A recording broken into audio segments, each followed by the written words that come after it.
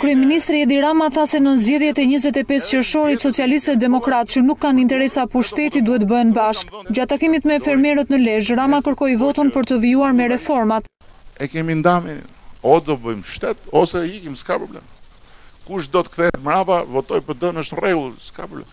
Rama kërkoi që socialistët e demokratë që nuk kanë interesa pushteti apo interesa fare fisnore të bëhen bashkë për t'i dhënë timonin e pushtetit Partisë Socialiste. Dhe ne na duhen 4 vjet që të kemi ne timonin, Partia Socialiste. Se të vazhdojmë ne timonin, e tjerë në prerë që të luajnë timonin gjithkohës, o prit, o seram këtu, o maj këtu, o freno këtu, jo këtu, nuk bashkë. Se nuk mund të justifikohemi më, jo sinqeri nuk justifikohemi do të më, që të prit tani se drejtorinë e bujqësisë e ka i parti tjetër. Edhe ne tashira vjen keq, se ne po bëjmë shtet, po ata e ka partia tjetër.